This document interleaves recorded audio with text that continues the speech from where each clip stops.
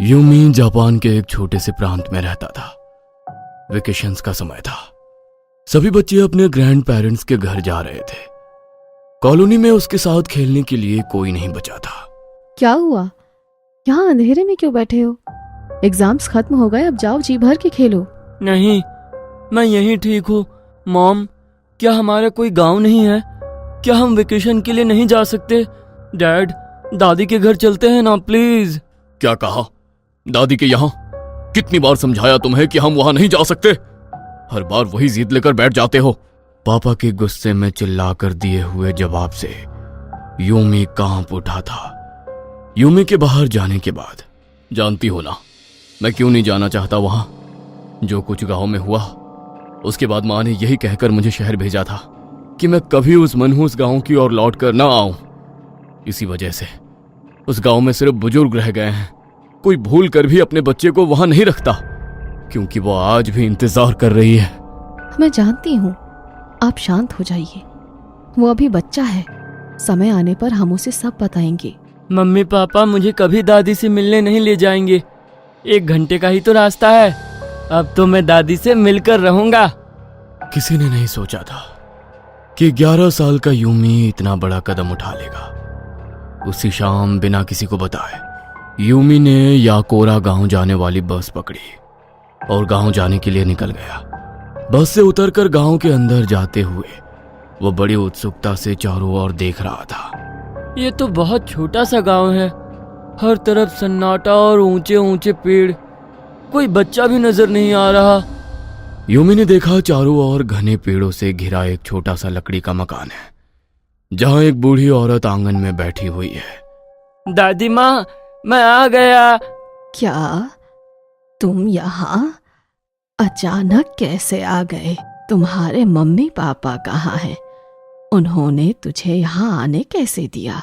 दादी ने सवालों की झड़ी लगा दी थी और दादी के माथे पर पड़ती लकीरों को देखकर यूमी हैरान रह गया था। आपको अच्छा नहीं लगा दादी? मैं पहली बार आया हूँ और आप जरा भी खुश नहीं लग रही। पोते की बात सुनकर बूढ़ी दादी ने उसे गले से लगा लिया। नहीं नहीं, अंदर आओ। खुश क्यों नहीं होंगी? बस ख्याल रखना अपना, घर से बाहर नहीं जाना, समझ गए? दादी की बात सुनकर यूमी ने हाँ में गर्दन हिला दी। शाम के तकरीबन 7 बजे का समय था। आसपास घना अंधेरा छा गया था। 11 साल का यूमी बालकनी में बॉल से खेल रहा था। तभी उसकी बॉल नीचे आ गिरी। यूमी सीढ़ियों से नीचे उतरा। दादी रसोई में खाना बना रही थी। बिना कुछ कहे वो तेजी से घर से बाहर निकला और सामने पेड़ों के बीच गिरी अपनी बॉल को ढूंढने लगा। अचानक उसे ऐसा लगा जैसे पेड़ों के पीछे से कोई दौड़कर यहां से वहां गया है। यूमी ने चारों ओर नजर घुमाई। पेड़ के नीचे से उसे एक काला साया नजर आने लगा। कोई छिपा है इधर। कौन हो सकता है?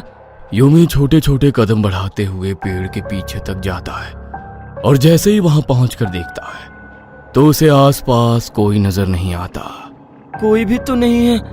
लगता है मुझे गलतफहमी हुई है। बॉल लेकर यूमी वापस ऊपर गया और फिर से खेलने लगा। बालकनी से अचानक उसकी नजर सामने पेड़ों की ओर गई। एक बार फिर उसे एहसास हुआ जैसे पेड़ के पीछे छिपकर कोई बार बार उसे देख रहा है। यूमी को थोड़ा अजीब लग रहा था। ना चाहते हुए भी बार बार उसकी नजर सामने लगे पेड़ों पर ही जा रही थी। अचानक उसने देखा पेड़ के पीछे से एक 8 फीट ऊंची आकृति बाहर आई, जिसने सर पर बड़ा सा हैट लगा रखा था और ठीक उसकी बालकनी के सामने आकर खड़ी हो गई। वो लगातार वहीं पर खड़े रहकर यूमी को घूर रही थी। तभी यूमी के कानों में एक अजीब और डरावनी आवाज सुनाई पड़ी। पो पो पो। अब यूमी को एक अजीब सा डर महसूस होने लगा था। उसके सारे बदन में चींटियां काटने जैसा एहसास होने लगा। दिल की धड़कन बढ़ गई और हाथ पैर कांपने लगे। वो दौड़कर नीचे आया और दादी से लिपट गया। क्या हुआ? घर की याद आ रही है? दादी, बाहर कोई है। मैंने पेड़ के पीछे कुछ देखा। कुछ बहुत अजीब सा। उसकी सर पर हेड थी और वो अजीब सा आवाज निकाल रही थी। और ऐसा लगा जैसे मेरा पूरा शरीर जकड़ गया है और पूरे शरीर में एक साथ सैकड़ों चींटियां काट रही हैं। यूमी की बात सुनकर दादी के चेहरे का रंग उड़ गया। क्या? कैसी आवाज? मैं नहीं बता सकता, वो कुछ अजीब ही था, पोपो जैसा। ध्यान से सुनो, किसी के लिए भी दरवाजा मत खोलना। तुम अंदर रुको, मैं देख कर आती हूँ। दादी घर से बाहर निकल गई। उसने आसपास घूर कर देखा और फिर अंदर लौट आई। आपको कोई दिखा क्या? वो बहुत लंबी सी हैट वाली काली परछाई। कोई नहीं है, तू आराम से सो जा। लगता है डर गया है। जब हवा बांस से होकर गुजरती है तो अजीब आवाज आती है, उसी से डर गया होगा। दादी की बात सुनकर यूमी को थोड़ा हिम्मत जरूर मिली थी, लेकिन उसके मन में अभी भी कई सवाल घूम रहे थे। किसी तरह ये रात बीत गई थी। अगली सुबह दादी थोड़ी बदली बदली नजर आ रही थी। आज उन्होंने ना घर की सफाई की, ना खाना बनाया, ना ही रोज की तरह आज उन्होंने यूमी से कोई बात की। बस बेचैन होकर कमरे में यहां से वहां टहलती रही। ये दादी को क्या हुआ है? मुझसे कुछ छिपा रही हैं क्या? थोड़ी परेशान भी लग रही हैं। क्या दादी ने सच में रात में बाहर किसी को देखा नहीं, या बस मेरा मन रखने के लिए झूठ बोला? यूमी अपने कमरे में बैठा एक किताब पढ़ रहा था। तभी उसे महसूस हुआ उसके कमरे के बाहर कोई चहलकदमी कर रहा है। दादी माँ, आप हो क्या? यूमी के पूछने पर आवाज शांत हो गई थी। अगले ही पल फिर से उसे किसी के कदमों की आवाज सुनाई पड़ने लगी। दादी माँ, बोलिए ना, आप ही हो ना? यूमी के पूछने पर भी कोई जवाब नहीं आ रहा था। अभी वो कमरे के बाहर से आ रही आवाजों से परेशान था कि अगले पल उसे खिड़की के कांच को जोर जोर से पीटने की आवाज सुनाई देती है और उसी के साथ दरवाजे पर भी जोर जोर से ठक ठक होने लगती है। दरवाजे पर कोई है, खिड़की पर भी कोई है, लेकिन है कौन? दादी तो अकेली रहती हैं, फिर दोनों जगह एक साथ दादी तो नहीं हो सकती, और बार बार पूछने पर जवाब भी नहीं दे रही। तभी यूमी को खिड़की के कांच पर एक परछाई नजर आई जिसने बड़ा सा हैट लगा रखा था। ये तो वही हैट वाली लंबी औरत है जो मुझे बाहर दिखाई दी थी। मतलब वो मेरा वहम नहीं था, सच में वहां कोई था। अचानक उसे फिर से पो पो पो की आवाज सुनाई देने लगी। यूमी ने अपने कानों पर हाथ रख लिया और जमीन पर बैठ गया। उसे कुछ समझ नहीं आ रहा था कि वो क्या करे। डर के मारे उसका शरीर बुरी तरह कांप रहा था। कुछ देर बाद आवाज आनी बंद हो गई, लेकिन अब वो इतना ज्यादा डर चुका था कि अपने कमरे से पांव बाहर निकालने तक की हिम्मत उसमें नहीं बची थी। डर ने यूमी के दिमाग को अपने कब्जे में कर लिया था। हर छोटी सी आहट पर उसका दिल कांप रहा था। ऊपर से बार बार यूमी के पुकारने पर भी दादी एक बार भी उसके कमरे में नहीं आई थी।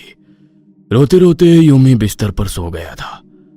अचानक उसे महसूस होता है कि उसकी दादी ने आकर उसे झुंझीर कर उठा दिया है।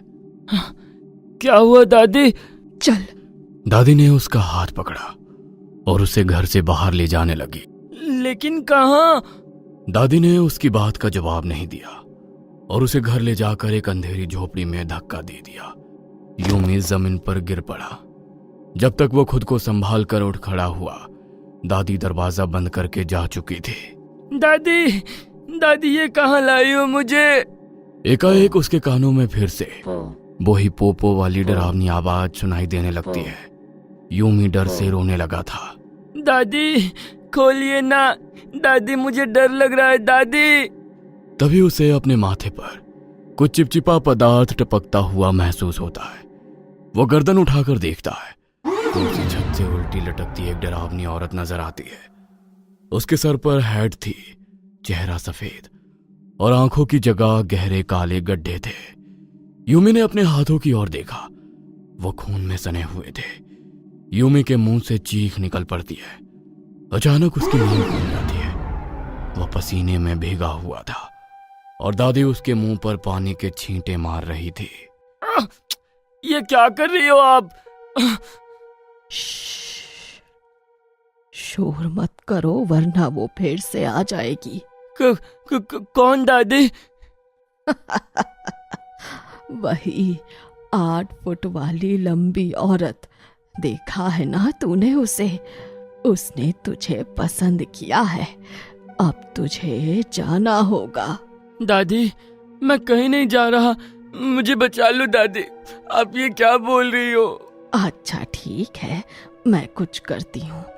कमरे से बाहर मत जाना, और हाँ, किसी को ये सब बताना मत। चुपचाप यहीं कमरे में रहना। दादी घर से बाहर निकल गई थी। कुछ देर बाद लौट कर आई तो उनके हाथ में कुछ था। ये क्या है दादी? आप इससे क्या करने वाली हो? श्श, ये विशेष चिन्ह है। अगर मैं इसे तेरे कमरे के बाहर बनाऊंगी तो वो यहाँ नहीं आएगी। बस एक दिन, और फिर सब सही हो जाएगा।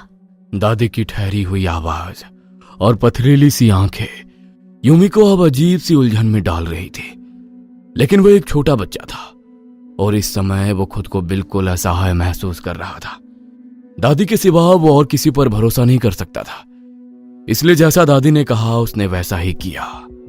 आज तीसरा दिन था। यूमी कमरे में अकेला था। तभी उसे बाहर खिड़की से एक आवाज सुनाई दी। यूमी, यहाँ आओ, जल्दी करो। यूमी के जवाब ना देने पर अचानक उसे कमरे की खिड़की पर जोर जोर से दस्तक सुनाई देनी शुरू हो जाती है। जल्दी मेरी बात सुनो वरना मैं तुम्हें बचा नहीं पाऊंगी। ये आखिरी मौका है। यूमी ने महसूस किया ये तो कोई जानी पहचानी आवाज है। डरते हुए वो खिड़की के नजदीक आया तो तेज आवाज के साथ खिड़की अपने आप खुल गई। मैं दादी हूँ बेटा, घबराओ मत। बाहर आओ, मैंने पंडित से पूछकर टोटका किया है। हमें जंगल में जाकर ये करना होगा। जल्दी बाहर आओ। मैं तो डर ही गया था दादी, मुझे लगा फिर से वो आ गई। ठीक है, मैं आता हूँ। यूमी कमरे से बाहर ही जा रहा था कि तभी उसका फोन बजने लगता है। यूमी बेटा, तुम ठीक तो हो ना? तुम्हारी माँ को बुरा सपना आया और दादी भी फोन नहीं उठा रही। यूमी अपने पापा को सारी बातें बता देता है। क्या कहा? इतना सब हो गया और माँ ने तुझे अभी तक पुजारी को नहीं दिखाया? क्या घर में कोई पुजारी आया था? नहीं, बस दादी ने कुछ अजीब सी आकृति बनाई है सफेद रंग से। कहा इससे वो मेरे पास नहीं आएगी। मुझे कुछ ठीक नहीं लग रहा। तुम खुद को कमरे में बंद कर लो। चाहे कोई भी बाहर आने को कहे, तुम बाहर मत आना, चाहे तुम्हारी दादी ही क्यों ना हो। तुम जानते नहीं यह सब क्या है। लेकिन पापा, दादी खिड़की से मुझे बाहर बुला रही हैं। कहती है जंगल में जाकर टोटका करना होगा। कोई टोटका नहीं रोक सकता उसे। ये सब उसकी चाल है। तू जानना चाहता था ना कि मैं यहां क्यों नहीं आता? सुन, कई साल पहले जब मैं एक 7 साल का छोटा बच्चा था, हमारे गांव में एक औरत रहती थी जिसकी लंबाई 8 फीट थी। लोग उसकी लंबाई का मजाक बनाते थे और उससे बात नहीं करते थे। गांव की औरतें कहती थीं कि इतनी लंबी औरत होना एक अभिशाप है। उसके आसपास रहना मतलब अनिष्ट को बुलाना। इसलिए गांव के लोगों ने उसे बॉयकॉट कर दिया था। वो अकेली रहती और अक्सर अंधेरा होने के बाद जंगल की ओर जाती। एक दिन गांव में लोगों ने अफवाह फैलाई कि वो औरत काला जादू करती है, इसलिए रात में जंगल जाती है। अब तो गांव के लोग उसकी परछाई से भी घबराने लगे थे। एक दिन गांव में कोई बच्चा गायब हो गया। गांव के लोगों ने बताया कि दिन ढले वो औरत भी जंगल की ओर गई थी। पूरे गांव में खबर फैल गई कि हातिशा कुसामा ने ही अपने काले जादू के लिए बच्चे की बलि दी है। वो कहती रही वो बेगुनाह है, लेकिन कोई नहीं माना। उसे आधी रात को ही गांव से बाहर निकाल दिया गया। अगले दिन उसकी लाश जंगल में मिली, जो बहुत बुरी हालत में थी। शायद गांव वालों ने उसके साथ कुछ बहुत बुरा किया था। कहने को तो वो मर गई थी, लेकिन उसकी आत्मा ने ये गांव कभी नहीं छोड़ा। वो छिपकर गांव के बच्चों को देखती और जिसे अपना शिकार चुनती उसे तीसरे दिन ले जाती। जिसे हाची दिखाई देती, तीसरे दिन वो ऐसे गायब हो जाता कि आसमान पाताल एक करने पर भी कोई सुराग ना मिलता। एक एक करके कई बच्चे गायब होने लगे। तब से इस गांव में एक भी बच्चा नहीं है। सभी ने अपने बच्चों को यहां से दूर भेज दिया। जिसे तुमने देखा वो हाचिशा कुसामा ही है। आज तीसरा दिन है, वो तुझे लेने आई है। मुझे ऐसा लगता है उसने माँ को भी अपने बस में कर लिया है। जो निशान माँ ने बनाए उन्हें हटा दो और अपने कमरे के चारों ओर नमक से एक रेखा बना लो। हम 1 घंटे में वहां पहुंच जाएंगे। पापा के कहे अनुसार यूमी ने खुद को कमरे में कैद कर लिया और नमक से अपने कमरे को सुरक्षित कर लिया। जब उसके मम्मी पापा वहां आए तो उन्होंने देखा कि दादी का शरीर सामने के पेड़ में एक बड़ी सी शाखा से लटका हुआ था। उनके सीने में लकड़ी धसी हुई थी और चारों ओर खून बिखरा हुआ था। आज आखिरी रात थी, यानी कि आज की रात वो यूमी को ले जाने की कोशिश जरूर करेगी। ये बात समझते हुए यूमी के पापा ने मां को उसी हालत में छोड़ दिया। उन्होंने दौड़कर यूमी के कमरे के हर कोने पर ताबीज बांधे। पूरी रात उसके कमरे के बाहर पहरा दिया, जिसके कारण वो वहां नहीं आ सकी।